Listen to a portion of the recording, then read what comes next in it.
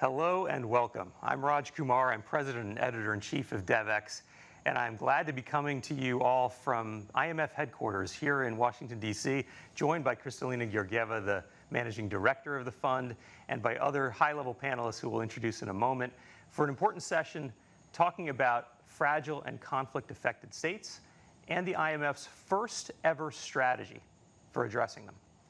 Why is this so important today at this moment? Let me just set a little bit of context before we hear from the managing director and others. There's nearly 1 billion people in the world who live in fragile and conflict-affected states. Some 40 countries or so are classified in this way. Obviously, we're all very focused on what's happening in Ukraine today. And that tragedy is very significant in and of itself, but it's also creating ripple effects throughout the world. We are seeing that Ukraine has gone from being a country that exports wheat to a country that exports fragility. So we're here today to talk about that situation, but much more, to talk about fragile and conflict-affected states around the world and the unique role that the International Monetary Fund is trying to play to address them under this new strategy and under the leadership of Kristalina Georgieva. To have this conversation, we're joined by David Beasley, who is, of course, the executive director of the World Food Program, an organization that is feeding over 100 million people a year and knows fragility very well as a result. We're also joined by Minister Nicolas Kazadi from the Democratic Republic of Congo, where he's the Minister of Finance. And he knows so well from his own country's experience and his long experience at the UNDP and in the development sector how interconnected these issues are. But there may be some people who say, the IMF, the International Monetary Fund, why is it working on fragile and conflict-affected states? I could say that our reporters at DevEx increasingly find themselves crossing the street, realizing that many of the issues we care about, from climate to gender inequality to the pandemic, and now to fragility, have a development dimension, but also have a macroeconomic dimension. And that's what we want to get into today, and maybe we can begin with you, Managing Director Georgieva. Explain to people watching us why the fund now has this strategy. What is this linkage between the macroeconomic stability of the world and these countries that are particularly fragile or facing conflict? Thank you very much, Raj, for hosting us. I cannot think of a better organization than DevEx to bring those who work on economic matters, on macroeconomic stability, those who work on development, those who work on humanitarian affairs together. You have been doing it very effectively since you came into existence, and you're doing it again today. You started from the war in Ukraine. Russia's invasion not only is devastating for Ukraine, it is also very bad for Russia itself, because an unprecedented war led to unprecedented sanctions. It is affecting countries near and far. To put it very simply, a war in Ukraine means hunger in Africa. A war in Ukraine means lower growth, higher inflation for many countries that are still to fully recover from the COVID-induced economic crisis. And it is a message that we all are now recognizing, that fragility in one place doesn't stay only there. We are interconnected. And for us at the IMF, it is also so very clear that macroeconomic stability, peace, security, they go hand in hand. Many of you who may be asking, well, why is this important for the IMF, could do well to remember our origins in Bretton Woods. And I want to quote the US Secretary of Treasury at that time, Henry Morgenthau, who at this conference that gave birth to the Bretton Woods institution said, "Prosperity, like peace, is indivisible. We cannot afford to have it scattered here, but not there, and only have the fortunate to enjoy this prosperity at the expense of others." So when we were created, the IMF was created, our logo captured that notion. It has indicated that peace is a fundamental pillar of macroeconomic stability. The seal of the IMF features an olive branch. And that olive branch means that peace and prosperity go hand in hand.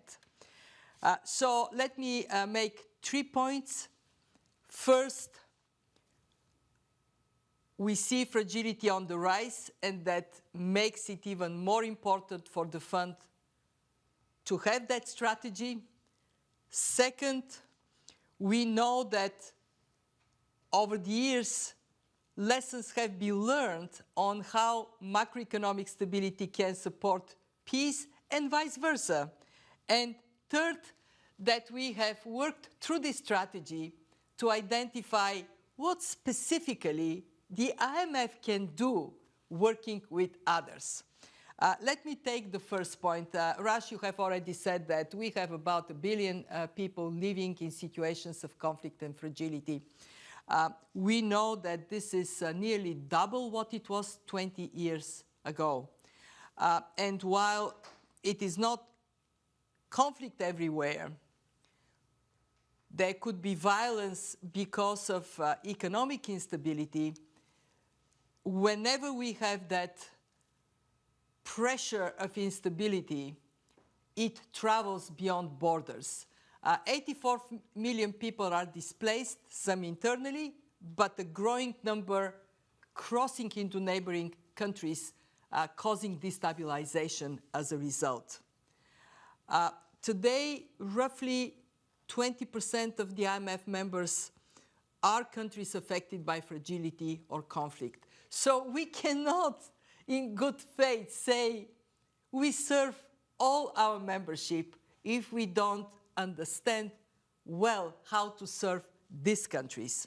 And the problems that the world is facing, from climate change, you spoke about that, climate change, inequalities, the risk that multiple crises can affect at the same time, this is all making it so much more important for us.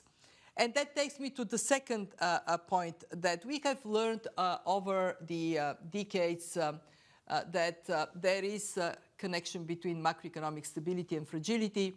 It demonstrates itself in lower growth rates, in unstable environments, in higher vulnerabilities, more risks of ups and downs in the fate of countries. And what is the consequence? The consequence is that countries lose productive capacity, they underperform vis-a-vis their own people, and they underperform in regional and global context. We saw it during the pandemic. Very simple lesson. When your immune system is weak, you're hit by the virus, you're at much higher risk. When your economy is weak, your fundamentals are weak, you are hit by economic crisis, the consequences are dramatic. So what does that mean for the fund? My third and last point. It means that we have a duty to work with countries to build stronger fundamentals to withstand shocks. And that requires, one, the fund to work with appropriate instruments to build institutional capacity in fragile countries. Two, to come with financial support when it is justified and we are able to see the positive of it. And I can tell you, over the last 12 years, we have provided about $20 billion of financing in 88 programs in fragile states. And last but not least, it means for the fund to work with others. It is only when we all bring humbly, with humility, our skills and capabilities within a collective response, and I'm so pleased that David Beardsley is with us today, then we have a chance to succeed. And that is what exactly we are doing with our strategy. Define what we are good at and bring our strength in collaboration with partners and first and foremost with the countries themselves so we can make progress in arresting fragility. And just to underline that key point that you're making, that these issues are so interconnected, across of the 40 fragile and conflict-affected states, per capita income will only get back to 2019 levels, according to IMF estimates, by 2024. Many of these countries may have had better health results from the pandemic, but their economic results, exactly as you say, coming from a weakened position, have remained weak. Let's get a little bit further into what's actually required at the country level. Minister Kazadi, I'd love to bring you into the discussion. The Democratic Republic of Congo is well known for some significant challenges. There's more than 5 million people internally displaced. There's, of course, some health challenges that we've all heard about and read about, measles, Ebola. There are many climate-related challenges in the country. You're facing all of this as someone who comes to your role as an economist, as a former senior official at the UN. How do you see the IMF's new strategy? What do you want from the IMF, fundamentally? What do you need from the IMF to be able to succeed in your role and for your country to succeed? Bien, merci beaucoup. D'abord, je voudrais saluer cette... Thank you very much. First, let me welcome this initiative launched by the IMF, this new strategy specifically tailored for fragile and conflict-affected states. This is in line with all our commitments, and I think the managing director very well defined the IMF's mandate. We have to reinvent the IMF mandate and adapt it to the new reality. We're all there to pursue the same objectives, development objectives. Let's not forget the sustainable development objectives. Today, we realize that one crisis alone can jeopardize the gains that were collected over the years, and the recent crisis proved just that. We have to redefine the way we act, the way we operate, and I believe that the IMF has this advantage. It can really create a framework that allows each player to resolve issues. Financing frameworks, the overall objectives, macroeconomic stability, that is a prerequisite for success. And it's a very positive thing to see that new tools are being defined to reach those goals. Recently, the SDR allocation increase is a very innovative tool that goes in that direction. And now we have to think of new reallocation modalities. This is what we expect, a broader approach and a better understanding of the complexities of fragile and conflict-affected states.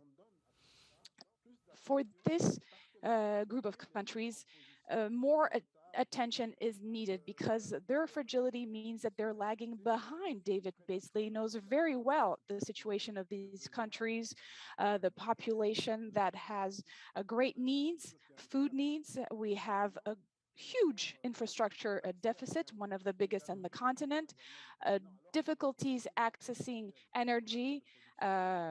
Although we have a huge energy production potential, these conditions are unacceptable on a human level. So there are structural fragilities, and these fragilities are compounded by the recent crisis, such as the COVID crisis.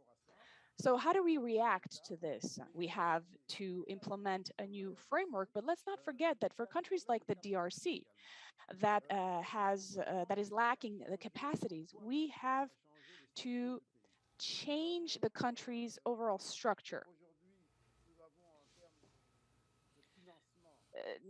Today, in terms of financing, we need to maintain and preserve our forests. but we have 60% of forests, but only 5% of climate financing. When we look at the income, $34 versus 49, that is the average in sub-Saharan Africa. We have energy issues as well. So we are one of the most fragile countries, structural fragilities, security challenges, and our country needs financing urgently. So why are we lagging behind? First, we have to increase our capacity, spend better, and the capacity is, of course, a challenge that we have to face together. We have, of course, governance issues as well. That is another source of fragility. So just to give you an idea of what our economy looks like regarding formal employment. So for people working in formal structures. So this country has about 100 million inhabitants. There are 2 million formal employees, 80% in the public sector and 20% in the private sector. It means that the economy is not taken care of and the sector-related activities are not developed and remain dependent on humanitarian and emergency aid in spite of our potential to do differently. And we have to reconcile emergency aid and fundamental fragility issues with fundamental development issues.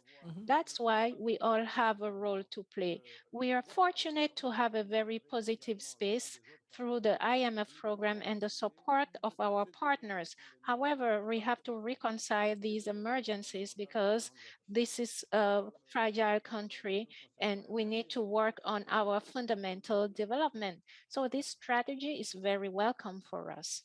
Thank you so much, Minister. And you're absolutely right. In fact, the projections are that if we continue at this pace where we look at countries with long-term fragility, it's constantly stuck in this mode of emergency aid and not getting out of that, not getting ahead of it, that we're basically going to see most extreme poverty in the world concentrated in these very challenging locations. And so if one of the goals, and certainly the first goal of the Sustainable Development Goals, if one of our joint unified goals here is to ensure that no one in the world is living in absolute poverty, we have to have a different strategy when we approach countries that are facing the kinds of challenges you just so eloquently described. I want to bring in David Beasley, the Executive Director of the World Food Program, who is with us. And I understand David has just been in Ukraine, maybe still is in the region, in fact. And we'd love to get your take on this new strategy, because my guess is humanitarian organizations, when they sat around a table to deal with a major global crisis, did not always have the IMF at that table. And this strategy changes that. A key element of it is the idea that you will now be connected more directly. And I wonder what that means to you, what you would like to see out of the IMF coming out of this new potential partnership and collaboration with organizations like yours. Oh, Raj, thanks. Kristalina and I have talked about this so many times in the past few years, is that the developed world sometimes doesn't realize the impact that a fragile state will have on the global economy in the context of what we're seeing, particularly today. Go back to the Arab Spring when economic indices, food prices, and all these things were taking place. And quite frankly, Ukraine is rippling effect as we speak, creating economic indicators that are worse than the Arab Spring time frame. And so what happens in these fragile places, if we don't come in with strategic, effective programs to insulate the dynamic consequence and catastrophes that takes place, you pay for it 100 or 1,000 times fold. It could be not just starvation, it could be mass migration or destabilization, and we know that costs 100 to 1,000 times more. And the old paradigm that was designed 50, 60 years ago was you had humanitarian and you had development. Well, we have these fragile, protracted conflict areas where we support and feed about 125 million people on any given day, week, or month. 80% of that is in fragile conflict areas. So we see what's going on the ground. We see what works, what doesn't work. And so when Kristalina and I began talking about this, I was so excited to hear her perspectives, because I've been trying to jump up and down and tell the developed and donor nations, you've got to look at this more strategically, because it is going to ripple. This was all before COVID and before Ukraine, in fact.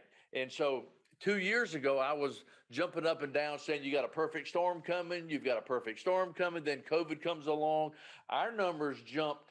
Now, not chronic hunger, Raj, you were talking about, and Kristalina, about the billion people in poverty, et cetera, but we have 800 million people in chronic hunger, but we now have 276 million people literally marching towards starvation.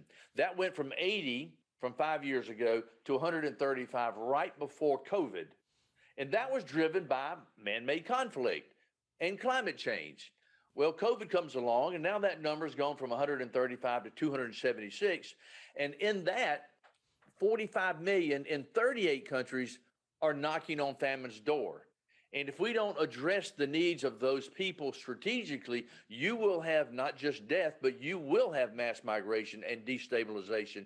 And we saw from Syria, et cetera, it's 1,000 times more expensive. But when we come in with resilience programs, school meals programs, and not just more money, but strategic aid, with what we're doing, I was just in Chad and Niger just 2 weeks ago, and as well as in Yemen. And when we come in with what I call that humanitarian development nexus, because they're so connected in these fragile areas, which is why we received the Nobel Peace Prize, because the Nobel Committee saw the work that we were doing in these fragile communities, because without food security, you're not going to have peace. It's just that simple. And so when we come in with these strategic resilience programs, school meals, rehabilitating land, water projects, I've done the math, and I know Kristalina and I've talked about this many times, that many times the donors will just throw money into an area, and you're going to be doing that for 50 years.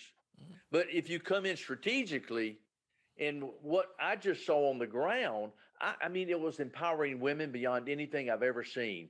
Literally, we were more strategic with the money because we were given the flexibility to address the problems such that there are true solutions. So instead of it being a $20 million funding project for 20 years, it might be $1 million funding project for 5 years, because we went up front with strategic water projects, water harvesting, resilience programs, school meals programs. And I can tell you firsthand what happens. Teen pregnancy drops, child marriage drops, migration drops, recruitment by ISIS, Al-Qaeda, Boko Haram drops in the list of all the things that ought to be down, go down, the things that ought to be going up, go up. And so for the IMF to recognize and see that critical relationship, I remember I was doing a program on France 24, and I said, you think Syria was a problem, a nation of a little over 20 million people that had a few million migrating into Europe with a small infiltration by ISIS or Al-Qaeda. I said, wait till the greater Sahel from the Atlantic to the Red Sea, 500 million people is destabilized from Ethiopia, Sudan, all the way to Mauritania, et cetera, et cetera. And I remember the reporter said, Mr. Beasley, you trying to scare the European people. Well, it's happening. It's happening, right? I said, this was 3 years ago. And I said, excuse my French, but I said, hell yeah, I'm trying to scare you, because you need to wake up to understand that if we can create resilience, even if you have poor governance and climate shocks, people survive. So that's why we're now putting billions of more dollars strategically in these areas, buying more locally, empowering women, changing the landscape, greening it up, and we're seeing the fruits of that. And so IMF, is just exciting to me to see what they are doing and sending this message to the world, particularly in the developed nations, to understand that the IMF plays a critical role in this. And so I'm all excited about it. And I could go on and on, as you can imagine. Well, I want to come back to you. I want to come back to you on many of these points that you've raised. And you're right to bring that kind of energy and enthusiasm to this, because the issues are that serious.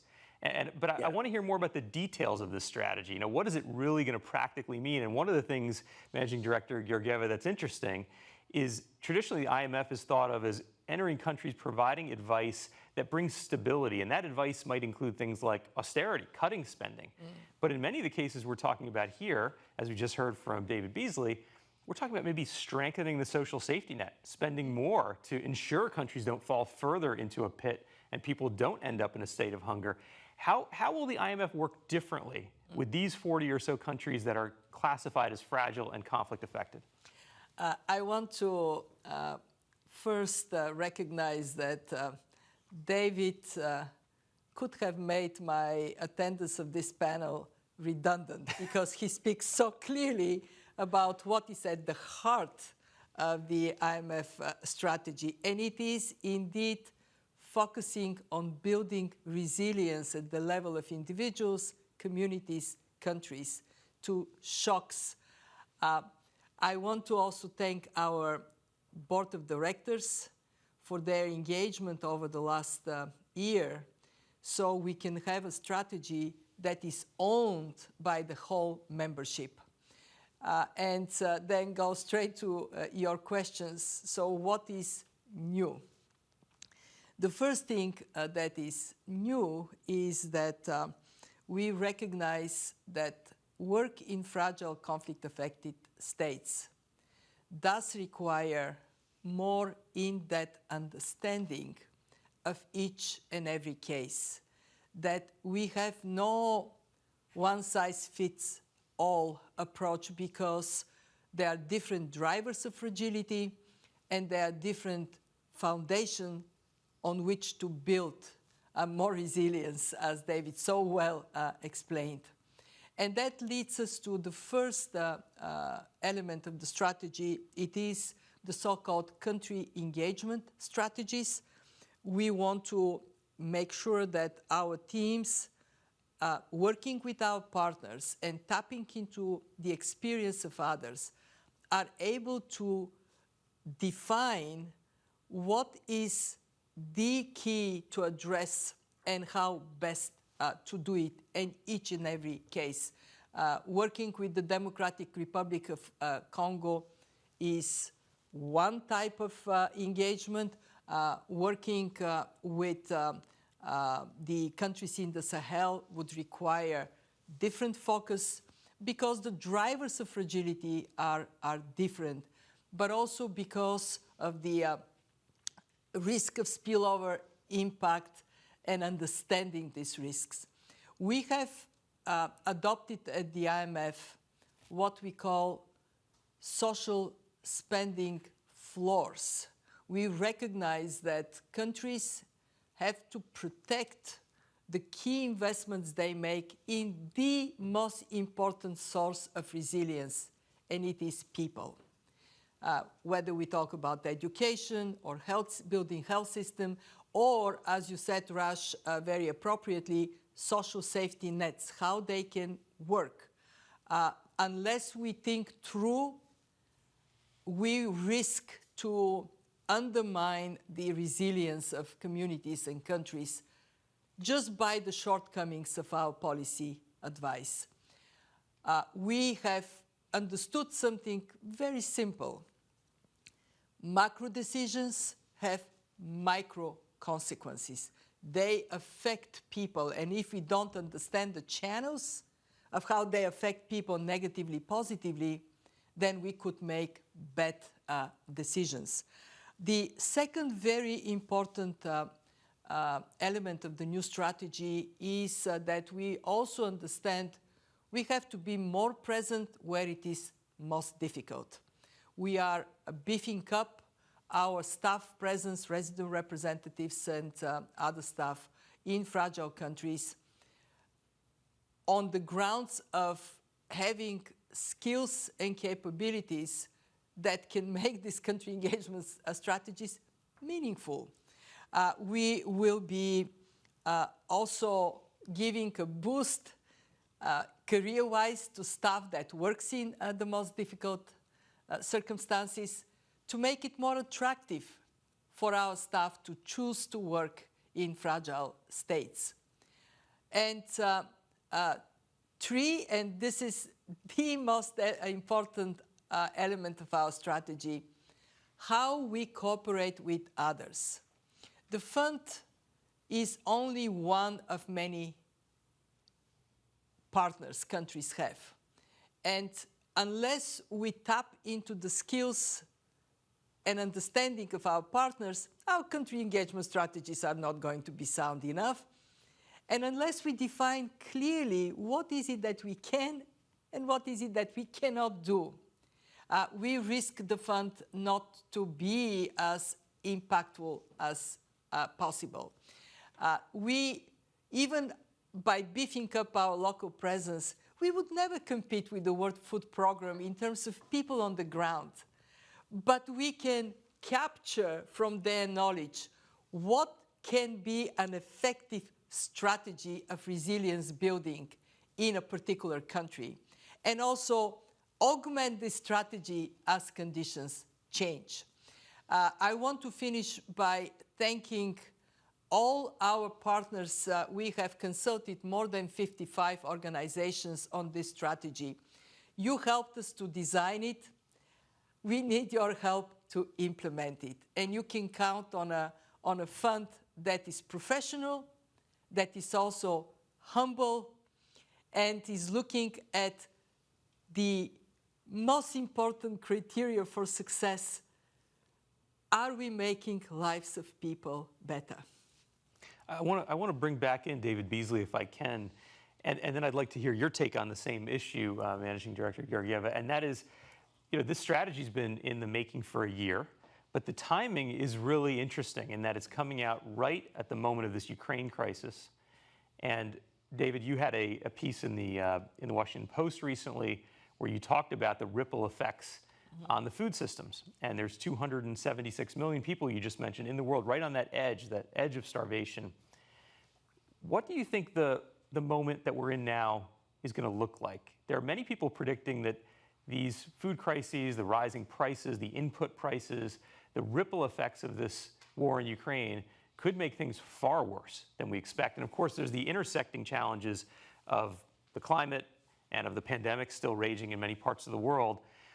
What should we be looking out for? Are we going to be looking back at this event, at this moment, at the launch of this strategy a year from now and seeing it as the beginning of some kind of a new moment or new era when it comes to hunger and food prices and a food crisis around the world? What should we be tuning into right now?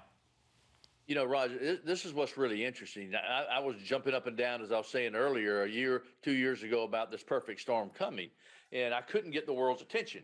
I mean, the world's been so distracted. These are Trump, Brexit, COVID.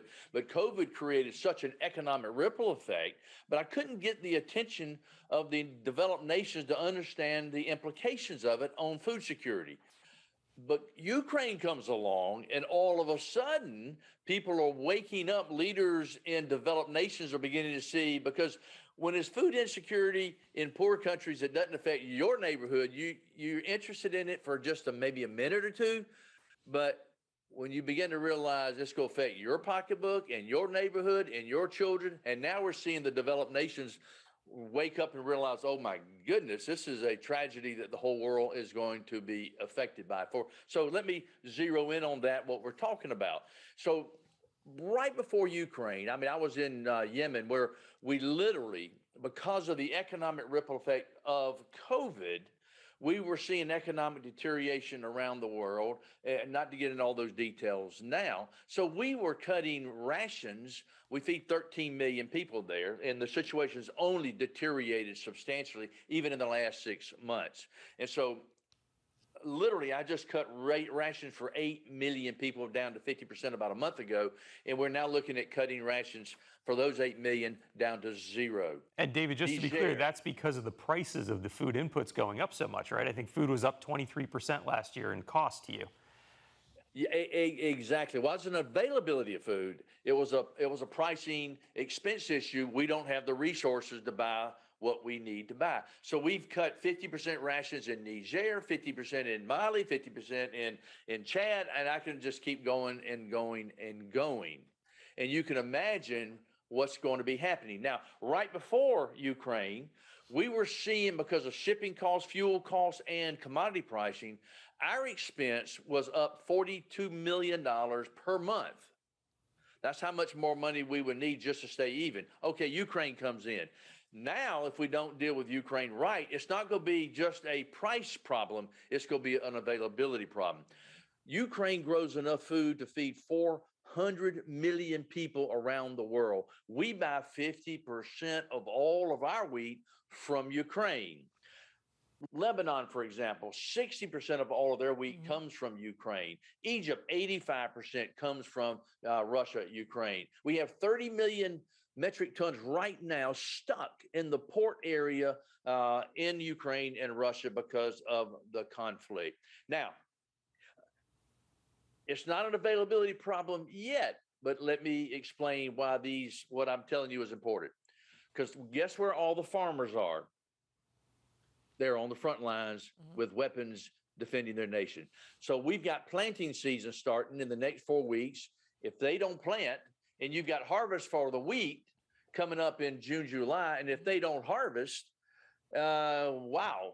And as I talked to the G7 ministers of agriculture on Friday, this past Friday, I said, can you respond quick enough to offset the substantial decrease in availability of like maize and wheat? That region grows, as you've seen those numbers, 30% of all wheat around the world, 20% of all maize, 80% of 75 to 80% of cooking, sunflower oil, et cetera, et cetera. And so what the fragile countries are now, and I've talked to women in Afghanistan, for example, in Syria, and they say, Mr. Beasley, I don't have any money. And if I do, I either buy heating oil to keep my children warm, therefore I starve my children, or I buy cooking oil and I freeze my children to death. And so the ripple effect of Ukraine is going to be substantial. Now, so what we're looking at is is it fair for us to take food from hungry children to feed starving children? And now is it fair for us to take food from children in Ethiopia to give to the children in Ukraine? No, we don't put us in that position. And the last thing I want to do is take grain that's not in Ukraine and have to bring it into Ukraine. So what we're trying to do is buy as much as we can, as quick as we can inside Ukraine. In fact, we just purchased 15,000 metric tons inside Ukraine. But guess what? We got to find truck drivers who are on the front lines, uploaders, offloaders are on the front line. And so you can see all these issues are at stake while we try to address the immediate needs. And I know everyone's focusing on the refugees that are coming out. And I've been to Ukraine, Poland area now 3 times in 3 weeks. And the lucky people are the ones that are making it out of harm's way. They're being met by loved ones. They're being met by strangers who are treating them as family. It's been remarkable to see. But you have 40 million people still on the inside that literally will be going to starvation if we don't develop the systems for supply chains. And that's what we're trying to do, to put the systems, the logistics, supply chain to bring in, and as well as move products and commodities that are already on the inside. We don't have time to get in all those details right now, but the ripple effect that this is going to have globally is shooting up food prices. And just like in Arab Spring, the indicators for Arab Spring today are much worse than it was back then. So don't be surprised that you don't see some destabilization and mass riots and protests taking place in the next 12 months. And this is what I'm trying to wake up the Europeans and the US, for example, in the last few days. While you're focused on Ukraine, please don't neglect the Sahel. Please don't neglect Syria and Jordan, Lebanon. If you do, the consequences will be catastrophic upon catastrophic. So let me stop right there, Raj. Thank you. No, thank you. And that example of that Syrian mom you described, cooking oil or heating oil, both are getting much more expensive right now, right? Those are, of course, wheat is very much in the news, but the ripple effect is across many, many other commodities. And for the fragile and conflict affected states we're talking about, a substantial part of their budget may be connected to things like energy and food. So maybe going back to you, Managing Director. 80% of their incomes to have any goes to food now. Right. So in fact, while we're seeing commodity pricing going up around the world in these very fragile areas, like in Syria, I was in Idlib about a month ago.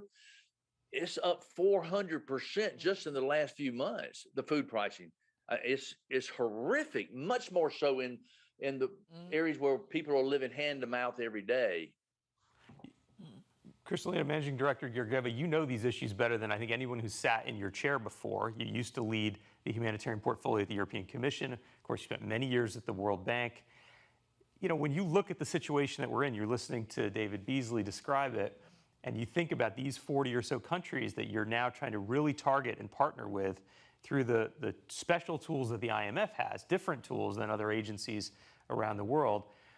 What are you seeing coming next? Do you think we might have a wave of defaults? Do you think we might have these kind of political instability that David Beasley is describing? What are you looking toward? What are some of the signals you're paying attention to?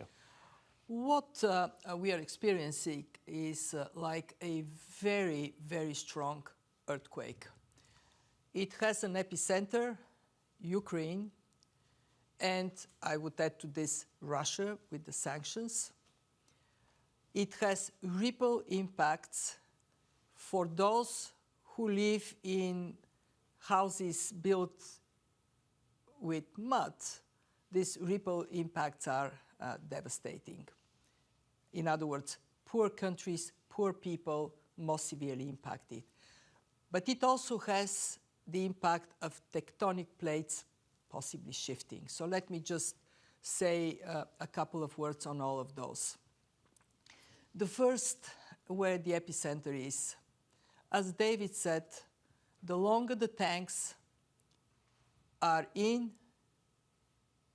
the longer the tractors and the combines would stay idle. And that translates into tremendous impact on food security way beyond the borders of Ukraine. The fact that we now see the two things that we were watching going in the exact opposite direction where we want them to go, growth down, inflation up, means that there would be policy consequences with tightening of financial conditions, meaning that countries, businesses, households that have borrowed during COVID on a much higher rate than normally they would borrow. Let's remember 2020, biggest increase in debt since the Second World War in 1 year. They're going to find it much more difficult to pay. You said something that does keep me awake at night. Debt was a problem for many countries before the war. It is going to be a much more serious problem now. In low-income countries, we had in 2015 less than 30% in debt distress. Now they are 60% in debt distress, and that percentage is likely going to grow. And then so we would have some very significant problems that would be particularly difficult for fragile states, and that the world's attention tend to concentrate on what is front page issue and not on this second and third order of impact consequences. Are we going to be talking enough about the Sahel?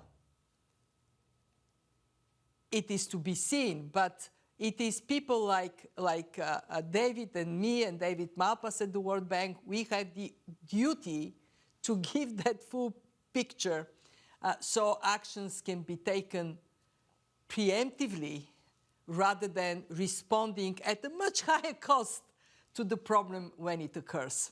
So for us at the IMF, anticipating more debt problems and acting early to address them is paramount. Let me talk about the third thing, the tectonic plates shifting. It is breaking my heart to see a war in Europe again. And it is injecting tremendous anxiety that the hot war can lead to a cold war. I lived on the other side of the Iron Curtain. I know what it means to be deprived of freedoms and not to be able to reach out to the rest of the world. And we, of course, know that the peace dividend we have had since the end of the Cold War that led to improvements in standard of living everywhere may be at risk. So we have actually a task in hand. It is to make everything possible for everyone to recognize our interdependence and to be able to sustain global cooperation in the face of this shift of tectonic plates. Yeah, it's a grim picture in many ways, but it's so important now that we have at least the awareness of what could come. And on that point, I'd love to bring the minister back in, Minister Nicholas Kazadi, to hear to what extent you're seeing some of these shifts. Again, from a distant war, a war in Ukraine, but are you seeing food prices, energy prices, other macro issues starting to affect your own economy and your own people?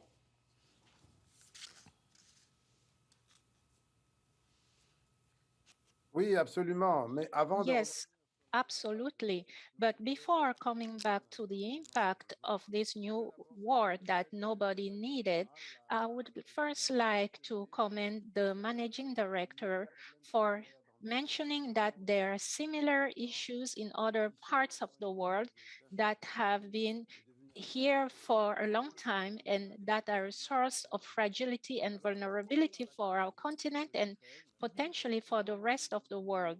To come back to the Ukraine crisis, we were already in a phase where the prices of some products were rising, including oil. And now those prices are turning into a major macroeconomic issue.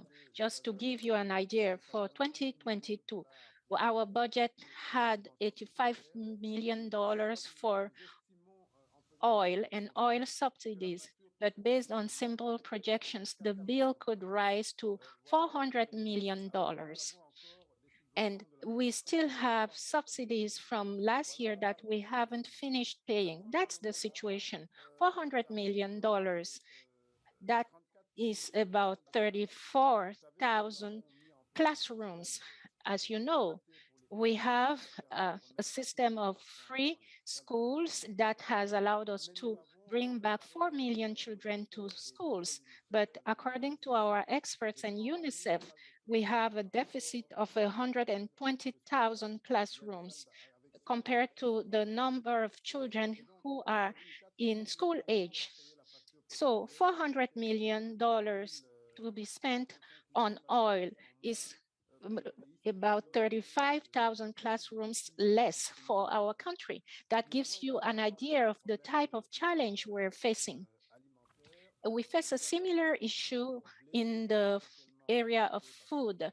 We consume a lot of wheat, about 100 million tons, but we're not a producer. We need it to make bread. And now the prices of bread are rising with a major risk because those products are very popular together with retail oil and bread. We have major sources of instability in our towns and in the rest of the country. Now, on the security plan, or security-wise, we have this recent phenomenon that we saw in Ukraine, but in other African countries. It's the issue of private armies that are trained and allowed to intervene. Are we going to allow this type of disorder to happen with a risk on our youth? In the DRC, for the first time, at the end of last year, around Christmas, we witnessed our first bomb attack by someone from the Middle East. The suicide bombers are now proliferating in fertile ground. and fragile countries and poor countries provide an ideal space for those situations. So those are our issues. And if we want to face them, we need to be flexible in our approaches. For example, in 2020, when COVID-19 hit, our fiscal resources took a nosedive.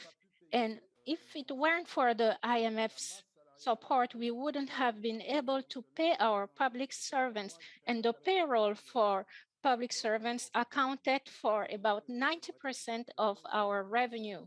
And we couldn't have done anything without that type of support.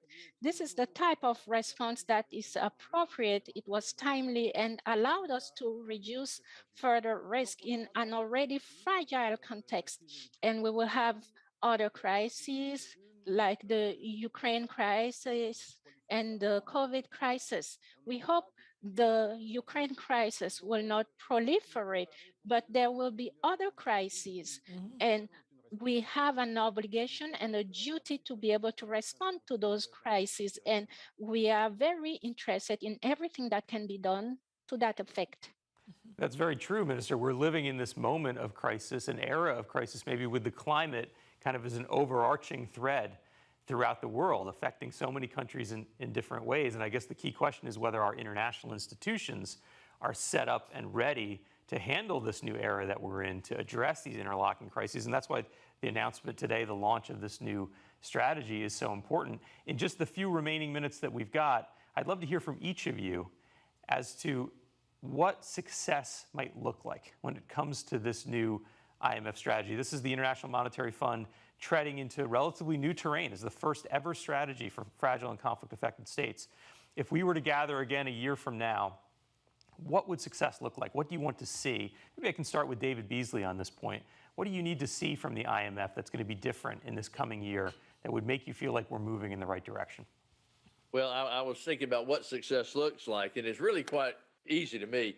When there's not a single child in the world going to bed hungry, and we have put the World Food Program out of business. Now that is success for me. Yeah, that's not an easy one, no doubt, but that is exactly where everyone is aiming to be. As you say, at the moment, we're probably heading in a different direction from that, right? In a much more challenging direction. You know, Raj, the fact that we're now sitting at the table having conversations that we did not have 15, 20 years ago, because, and I know Kristalina and the minister, Nicholas, has heard me say this too, but, you know, I question a lot of our donor programs around the world that you could go to a country and you've been there for 40 years and you have nothing to show for it. I say, like, don't we need to step back and say, hey, what are we not doing right? What do we need to change? And I love the fact that now IMF, World Bank, we're all in this, having this discussion at the table. But now, instead of just talking about it, we're actually doing something about it. And that's what I love about this team. This is an action team, not a talking team. And there's a difference. An important one. Let's get Minister Kazadi back here again, very briefly, just a couple of minutes. What do you want to see different from the IMF? You talked about how they extended a credit facility to you, I guess, in July of 2021. What do you want to see? I think what brings us together around this table is because we are very concerned about humanitarian and social issues. In this strategy, at the end of the day, we have to make sure that there are tangible results for the people, and this requires actions at 3 levels. First, is the strategy going to make it easier to resolve substantial structural issues? Those issues in fragile countries are the same as urgent and conjuncture-related issues in the DRC. Energy, infrastructure-related issues are equally important. Is the strategy going to make it easier for all stakeholders to act easily and resolve those fundamental issues? Secondly, on the structural plan, in emergency-related plan, the strategy should be flexible to make it easier to resolve crises like the COVID crisis, because there are heightened financing needs that require a different approach. And the strategy should make room for this type of response. And all of this should go hand in hand with capacity development to make countries stronger. And I'm pleased to see that the strategy focuses on helping countries build their capacity through the IMF, but also through the other partners, helping those fragile countries. Thank you. Thank you. And last, let me turn to you, Managing Director Georgieva. This is your strategy. What do you want to see a year from now? What do you, when you look to your team, and you mentioned you're putting more people to focus on these countries, there's going to be more of an emphasis on these 40 countries. What do you want to see come out of that a year from now? In 1 year, we are not going to get the World Food Programme out of business, but hopefully we would make the business of the World Food Programme easier to conduct by us pulling together. When I was in December in DRC, one of the most uplifting things I heard from the president, from the minister, was their aspiration to turn DRC from a problem country into a solution country. Solution on the climate crisis by using the forest as a sink, by tapping into the enormous renewable energy potential. And that is what I think we aim for, to get countries able to play on their strength and be more effective in addressing their shortcomings. And that, in my mind, is anchored in this concept of resilience, to help countries in a more shock-prone world to be more resilient to these shocks. What does it mean? That the fund itself is agile and adaptable, and as the minister said, to have programs that are grounded in realities and are adapted to these realities so they produce results. Ultimately, the test for success is, are we making lives of people better? I'll just as we close go back to a line that you said earlier in the discussion today, Managing Director Georgieva, which is that peace is a pillar of macroeconomic stability. And I think that is so key because for so long, the International Monetary Fund was not playing in this space thinking, well, maybe this is a development space or a humanitarian space. But as we can see from the crisis in Ukraine and the many other issues we've talked about today, these issues are very, very connected. The challenge is that fragility can mutate and it can migrate. It can affect everyone. So it's an important moment that this strategy is launched, and I appreciate the chance to moderate this rich conversation. We're very glad at DevEx to be collaborating with you on getting this strategy out there. And it's an issue we will certainly continue to cover very seriously in the coming days and months. And we wish you and your colleagues here at the IMF all of the success in getting this strategy to be implemented. Thank you, and thanks to everyone who's followed along today. Thank you, Minister. Thank you, David Beasley. It's been a real pleasure.